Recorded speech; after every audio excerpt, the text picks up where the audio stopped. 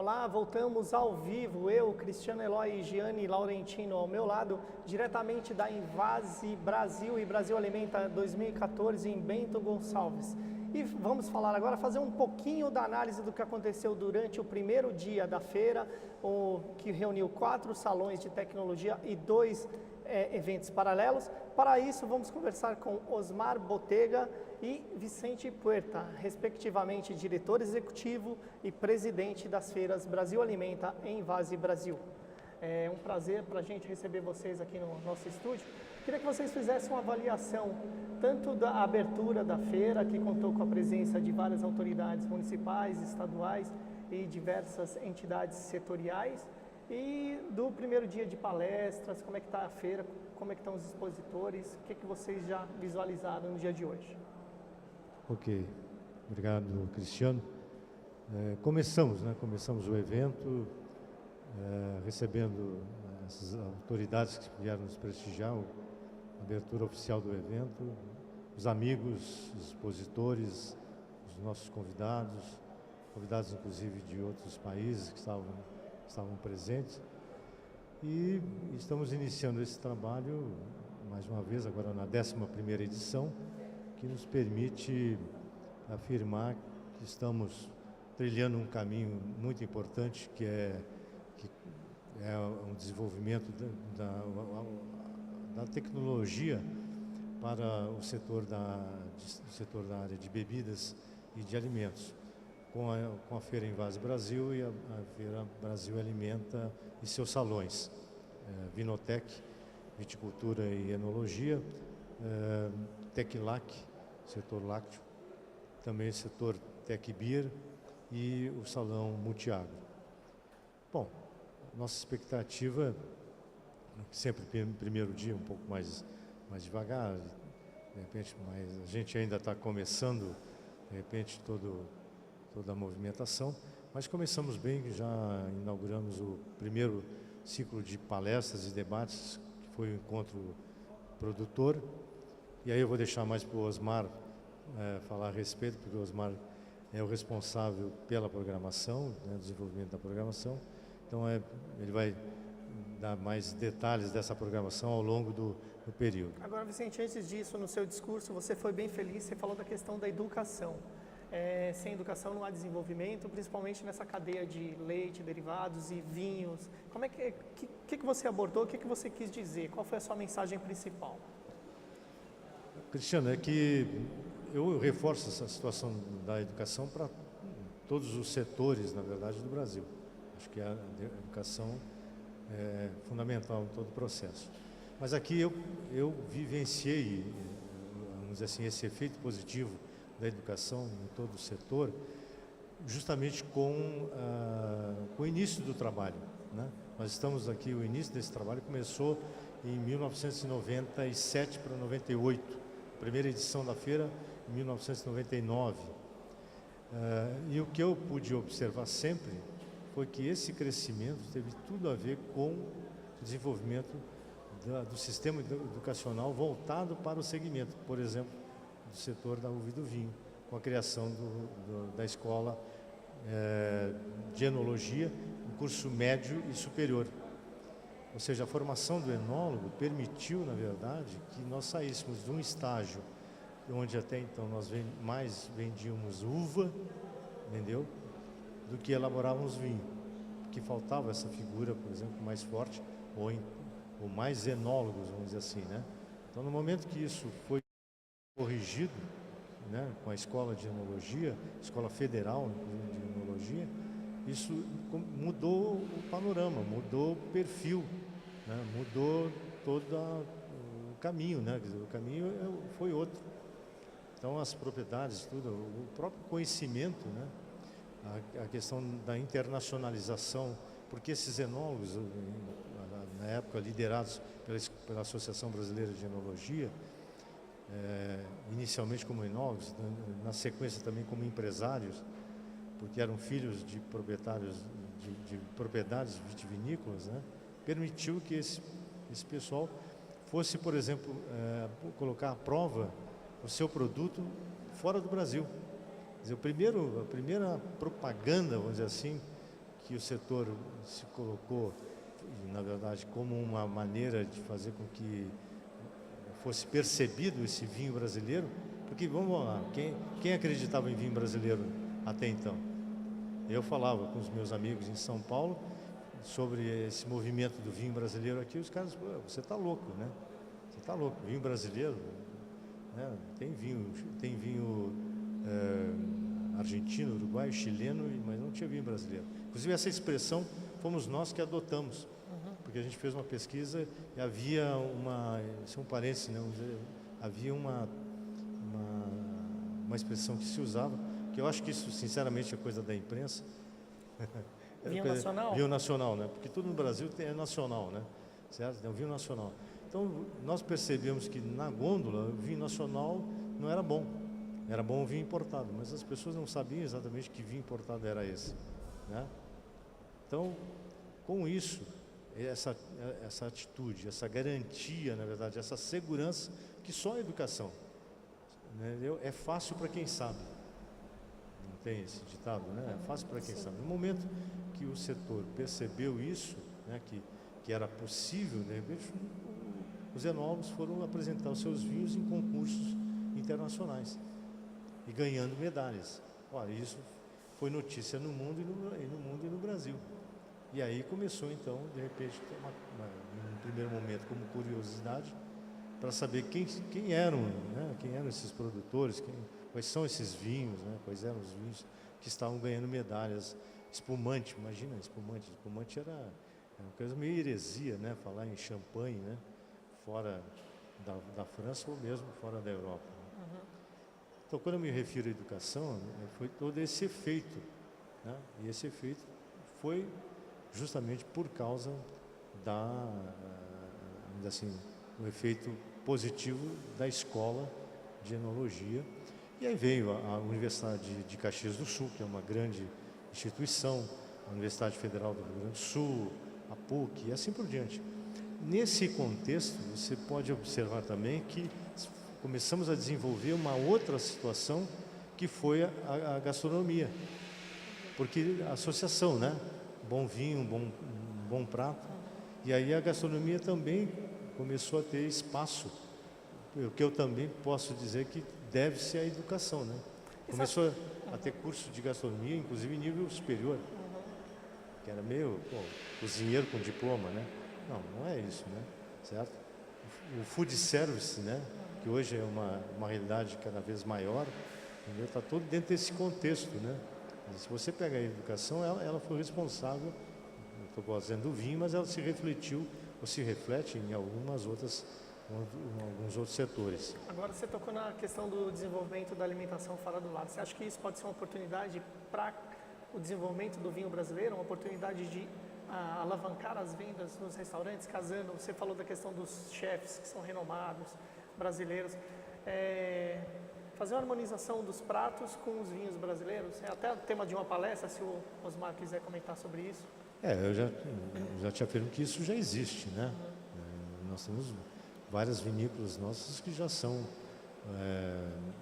já fazem essa harmonização, na verdade, com muita garantia de que essa harmonização está cercada de um bom vinho, né?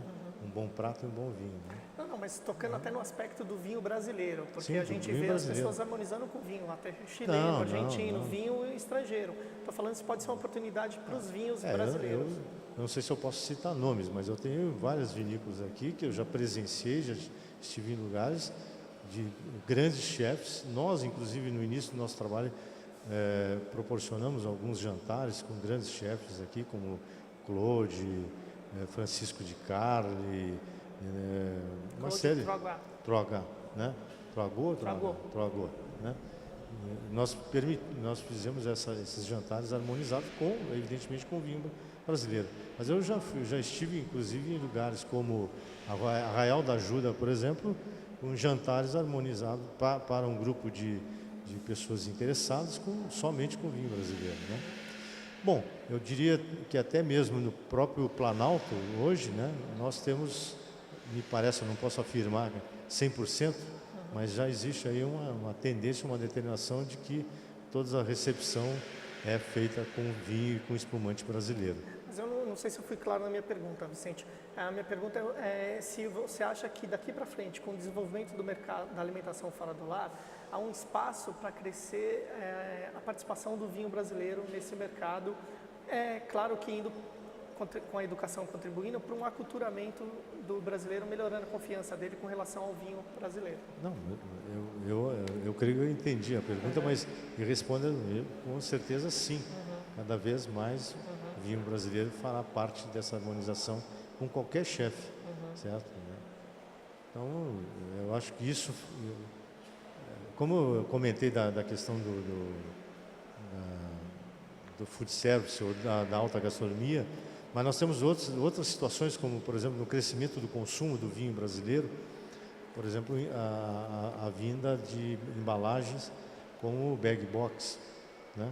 Certo? Quer dizer, ontem eu estava até conversando com o executivo da empresa, da Scholler, a respeito disso, e é crescente o número, o volume, né, da venda através dessa embalagem, que permite, por exemplo, que você sirva esse vinho em qualquer lugar, em qualquer restaurante, com muita qualidade e com muita segurança.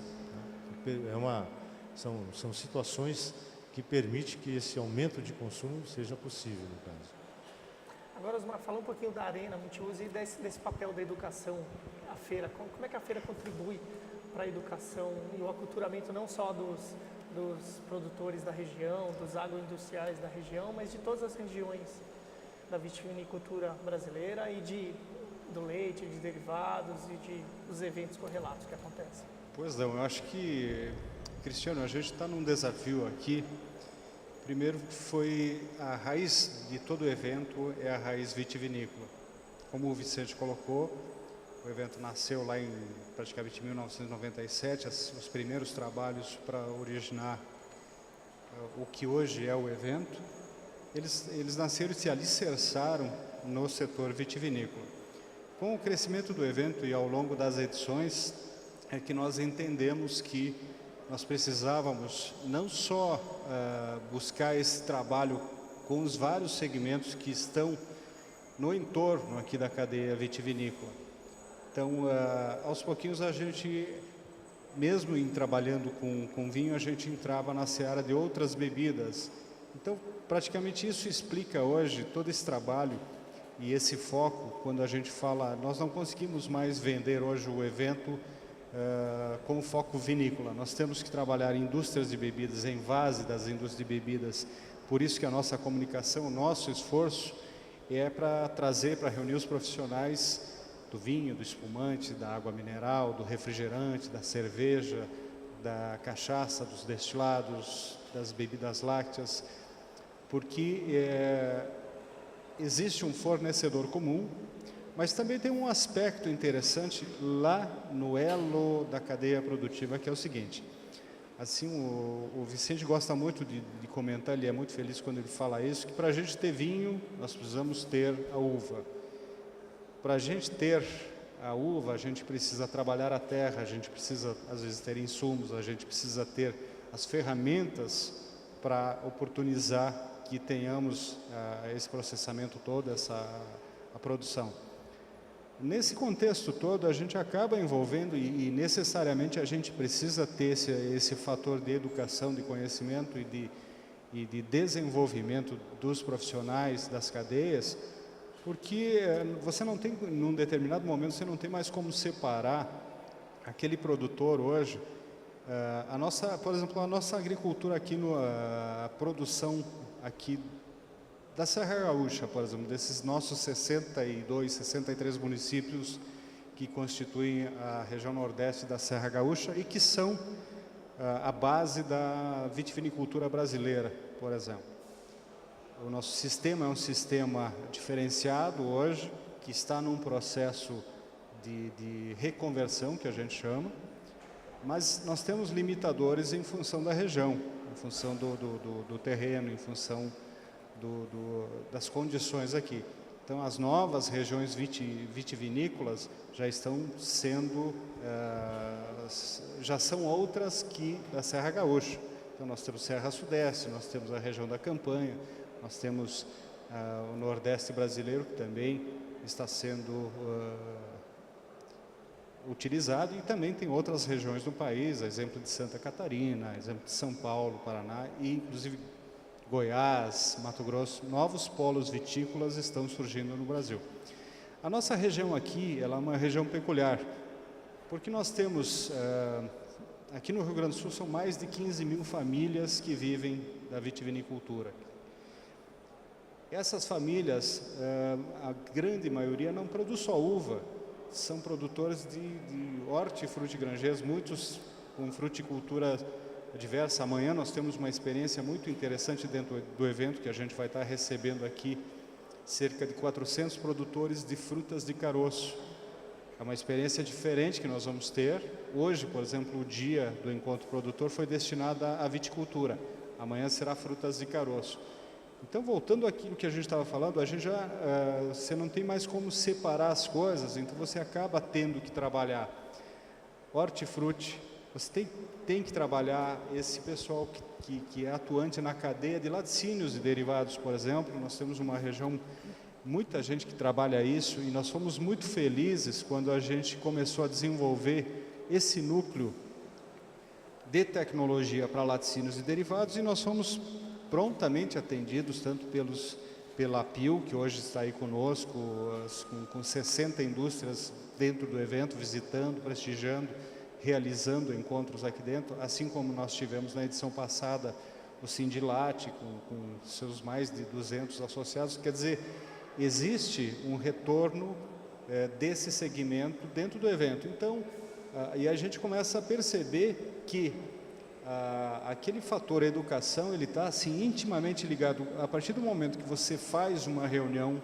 de fornecedores, que você traz técnicos, que você traz workshops para apresentar, para mostrar alguma novidade para esses profissionais, que você faz essa interação entre a indústria, a tecnologia da indústria para dentro, com o produtor. Dando um exemplo, nós trouxemos, está aqui no evento e permanece até sexta-feira, nós temos 4 técnicos do Instituto Cândido Tostes de Minas Gerais, que está promovendo gratuitamente workshops diários de qualificação, justamente para esse nosso produtor, se me permite até a licença, os nossos nonos aqui, os nossos tios, avós, o pessoal da chamada colônia, a maioria faz queijo em casa, a maioria faz bebida láctea em casa, faz iogurte. O Cândido Tostes está aí justamente porque é uma referência e porque pode, dentro desses pequenos espaços que eles têm e pequenos encontros, podem estar passando aí conhecimentos valiosos para que haja uma qualificação desta produção, para que haja, de repente, até uma fase, um estímulo embrionário, Vicente, para que haja novas indústrias, né? Então, isso tudo está acontecendo aqui gratuitamente, a gente está vendo com muito otimismo, com bons olhos, toda essa interação.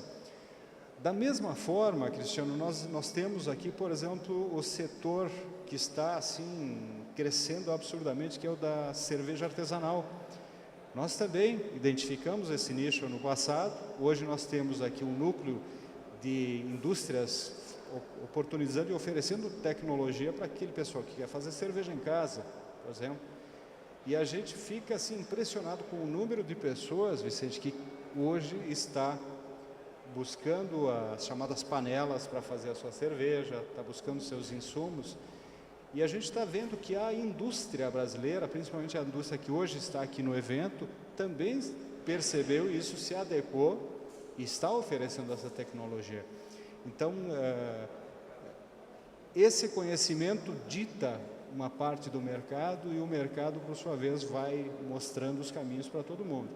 Assim, falamos de vinho, falamos de cerveja, falamos de laticínios, e nós temos também uma indústria crescente e muito peculiar aqui na nossa região, que é a indústria, esse processamento de alimentos, que é aquele... me reporto ainda, se você tem a uva para fazer o vinho, mas você faz a chimia, que a gente chama de chimia, geleia, a gente faz outros subprodutos com a produção local. E a gente começa a olhar e encontrar assim, exemplos múltiplos na parte de massas, de doces, de panifício. Então, existe todo na parte de candies também, que está crescendo, a gente percebe que está crescendo muito. A gente percebe, então, que é uma região e um lugar que a gente pode trabalhar envolvendo essa questão toda temática. Por isso que quando o Vicente nos impôs esse desafio e a gente trabalhou juntos nisso, bom, acho que a parte que reforça uma feira é justamente uma temática forte, são encontros, são congressos, são seminários que possam amarrar todos esses segmentos, esses setores, mas trazendo realmente esses elementos mercadológicos, esses elementos que oportunizam o crescimento e o desenvolvimento profissional. Aproveitando, você está falando da cidade, da região, que tem as suas características bem peculiares. Eu sei que a feira ela traz um volume de negócios, né, importante, tanto para a região quanto para outros produtores, né, de outras cidades.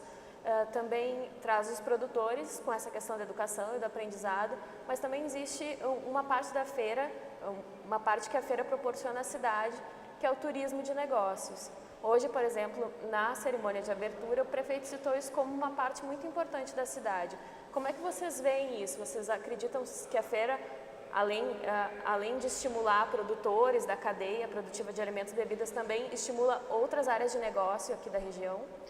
Com certeza, eu acho que há esse estímulo e antes disso, há uma preparação toda. Quando a gente fala em cadeia de eventos, a gente vê, por exemplo, Bento Gonçalves especificamente como um local privilegiado. Nós temos, como o Vicente falou, um pavilhão que a gente chama de um aparelho bem posicionado, ou seja, a gente tem condições objetivas de sediar grandes eventos, mas aos poucos, com o passar das edições, e não só com os eventos da Invase Brasil, da Brasil Alimenta, mas com uma série de eventos que aqui acontecem, isso acabou gerando e acabou oportunizando, digamos assim, a evolução, o crescimento dessa chamada cadeia de eventos. Então, hoje você tem esse grupo de hotelaria, grupo de gastronomia, grupo de serviços que atuam diretamente nos eventos, que isso desenvolveu muito em todos os aspectos.